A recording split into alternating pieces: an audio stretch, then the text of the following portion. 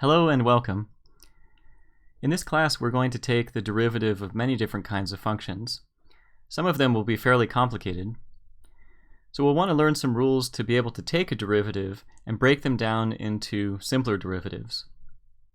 So here are the first two, or three, if you count sum and difference rules separately.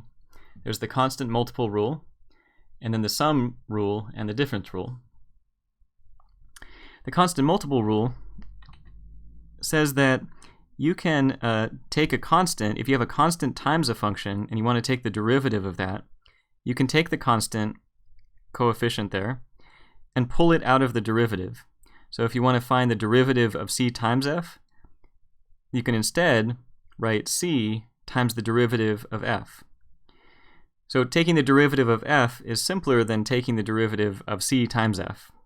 And so this simplifies your derivative a little bit. The sum and difference rules say that the derivative distributes essentially across sums and differences. So across an f plus g or an f minus g. Another way of saying this is that the derivative of the sum of two functions is equal to the sum of the derivatives of the individual functions. Same thing with differences.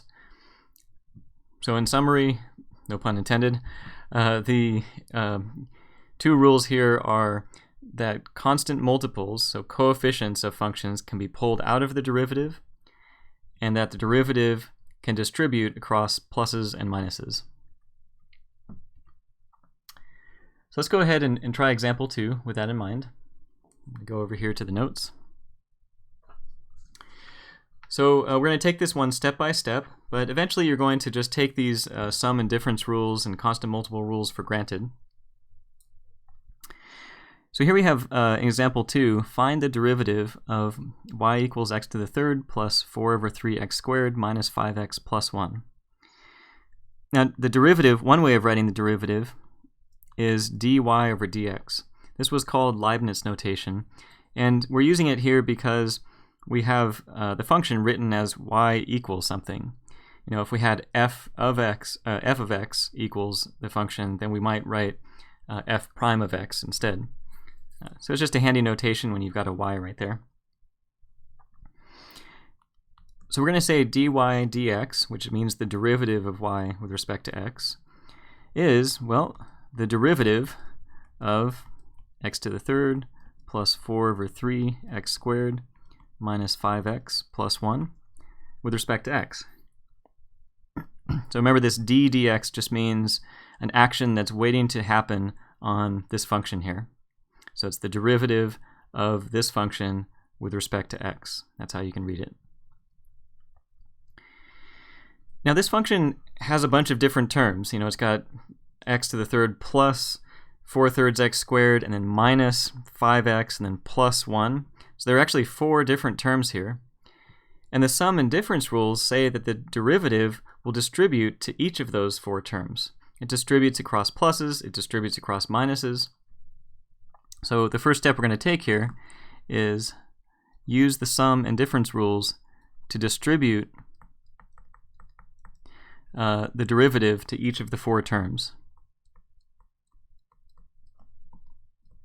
I'm using the word distribute in a colloquial sense, not the distributive property. It just looks distributive-like. All right. Getting excited here. All right. So it's good to have derivative shortcuts. They're great.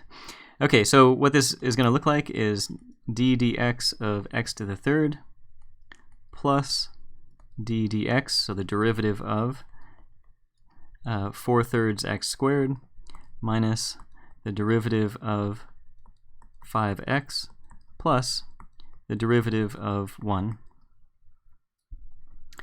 Notice how we've broken down the derivative of a complicated function into smaller derivatives, derivatives of little functions like this. So that's a good step to take. And a general kind of theme throughout math is to take a problem that's hard to solve and turn it into a bunch of smaller problems.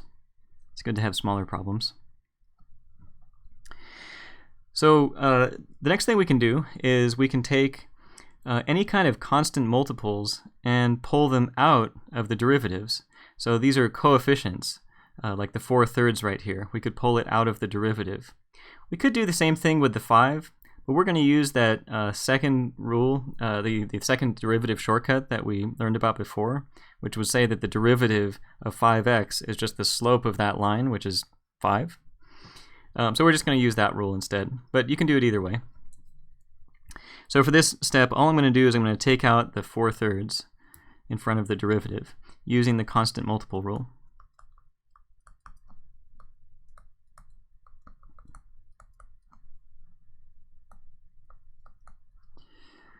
So that's CF prime equals C times F prime. All right.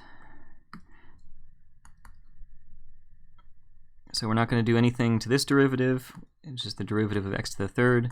We pulled out the 4/3 for the next derivative. We have x squared left over.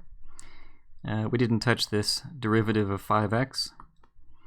And we didn't touch the derivative of 1. Now, we still have these derivative actions to take on the x to the third and the x squared and the 5x and the 1. So now, let's take action. The derivative of x to the third, by your derivative shortcut, the power rule, would be 3x squared. What do you think the derivative of x squared would be? If you said 2x to the 1, which we don't have to write, then that's correct. You can write the 1 there as an exponent, but you don't have to write it. You can leave off 1 exponents and 1 coefficients if you want. And then the derivative of 5x we just mentioned is 5, because the slope of a line was of this line 5x is 5. And then what about the derivative of this constant 1? That is 0. So the only thing left to do is clean up a little bit.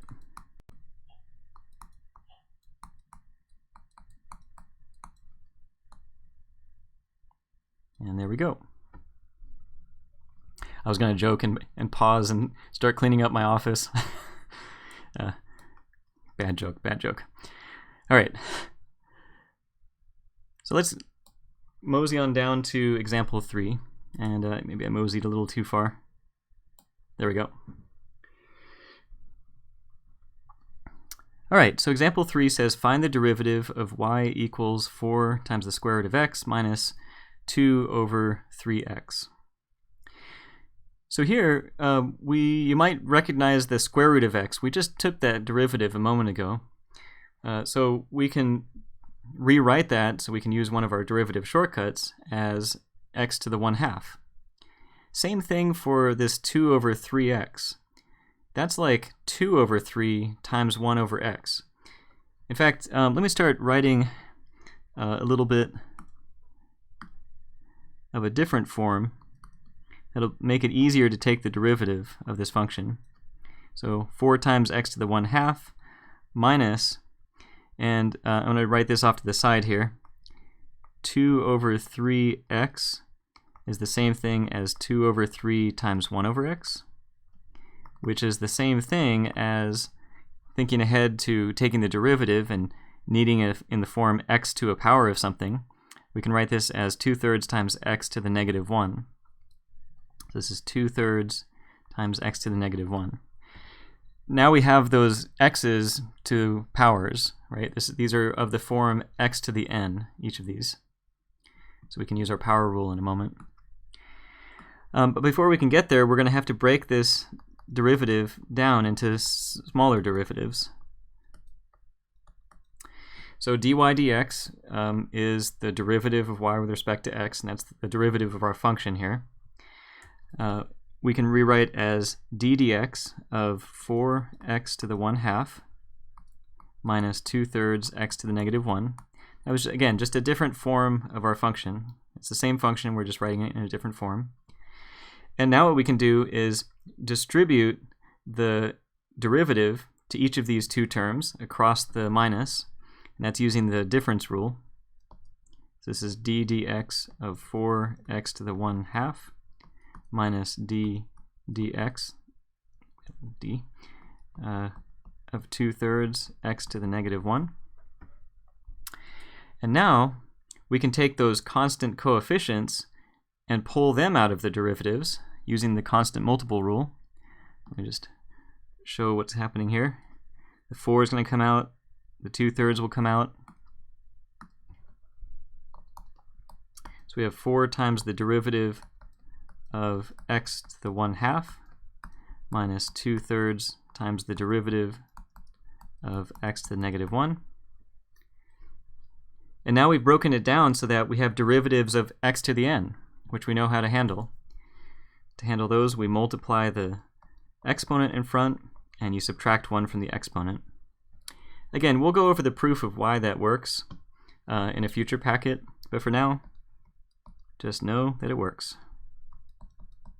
So here, multiply the -1 in front, subtract 1 from the exponent, and running out of room here, so I'm going to carry this on over to here. So cleaning this up just a little bit, 4 times 1/2 is 2. Looks too much like a 7. Let me change that. The -2/3 times -1 is positive 2/3. And then these negative exponents can come down to the bottom. Yeah, forgot to bring it down. There we go.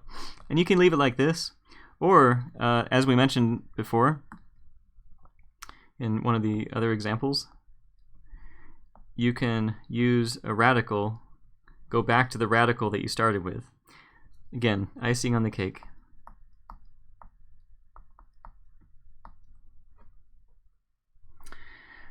All right. So that's how you can use the constant multiple rule and the sum and difference rules to help break down a derivative into smaller derivatives. Thanks for watching, and see you in the next part.